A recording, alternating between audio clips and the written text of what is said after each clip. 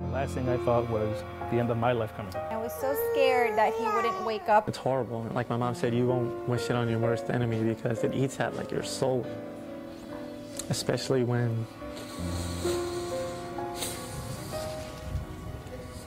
it's like it eats at you in a way that you could never prepare yourself for. Juan Lopez, Elaine Naranjo, Wesley Rivera. All three are alive today thanks to different blood products from donors. My systems were crashing. Kidneys were failing.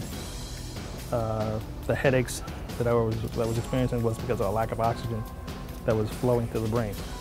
So at that time I was a very good candidate for stroke. Little Elaine Naranjo needed several units of blood while in utero because his Rh factor was different from his mother's. He's a handful. See, yeah. I think they put some turbo in that blood because he doesn't stop. Yeah, he's got some supersonic blood in there. And Wesley needed blood and platelets from more than 70 donors while fighting leukemia. I'd feel terrible, terrible, terrible. And then when I received blood transfusions, for that extra time I had, I felt better. I felt more awake. I felt like I wasn't lying there dying. Wesley's donors, could you please come up to the stage? Wesley had the unique opportunity to come face-to-face with dozens of donors that saved his life during our 2009 multi-gallon donor luncheon. You literally saved my life. Without you, I would be dead. But sometimes there's not always a happy ending. She went to sleep on Sunday morning and she never woke up. When doctors diagnosed 12-year-old gymnast Carla Gennady with a brain tumor, she went from winning trophies on the floor to not being able to walk. She lost everything. The ability to read, to recognize colors and letters. Carla spent months in the hospital, underwent nearly 20 surgeries, and was in constant need of blood, platelets, and plasma. Like I was at a hotel, people were delivering food. It was just constantly coming in the room, either fluids or blood or platelets. After a 2-year battle, Carla succumbed to the disease. I think we take comfort on knowing that she was no longer in pain, that she now was able to do all that she wanted to do that she couldn't do being on a wheelchair. But we were very thankful that through all this 2 years of her illness, that there were so many people that would donate. It's estimated that only about 4% of Hispanics actually donate blood. Why is that? There are many misconceptions within the Hispanic community regarding blood donation.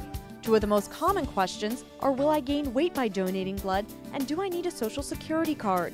The answer to both is no, however you do need a valid form of photo identification. Also, many Hispanics believe donating blood will weaken the body and can cause health problems to the donor. The opposite is actually true. We do occasionally find underlying medical conditions that individuals may not be aware of before they go to donate blood. Plus, blood from Hispanics often contains factors that are unique to the Hispanic population, and that can be crucial when it comes to cross-matching. It's the antigen that we're concerned about that's on the red cell. And yes, certain ethnicities will have certain antigens that appear. Certain ethnicities have one type that is more predominant. Be it A, be it B, O, whatever. Hispanics as a population are more likely to be type O positive or O negative. O positive is the most common blood type and can go to anyone who's Rh positive. O negative blood is less common. Only 7% of the entire U.S. population has O negative blood.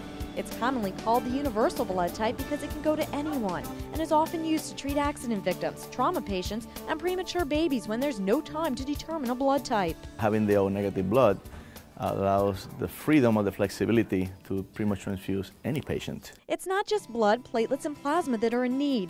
Bone marrow from donors can often mean the difference between life and death for leukemia patients. Wesley was lucky that his sister turned out to be the perfect bone marrow match, but finding a matching bone marrow donor on the registry is tough, especially for minorities.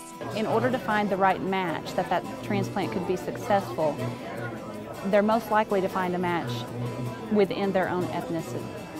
So it's really important that we have a variety of ethnicities on the bone marrow registry in which to choose from for these patients. This underrepresentation of minorities, I think really due to lack of awareness of what's out there, and also lack of how simple the process is, and it's not as painful as people think. It's a simple cheek swab, then you go on the registry, then it's an outpatient procedure. You never think it's going to be you.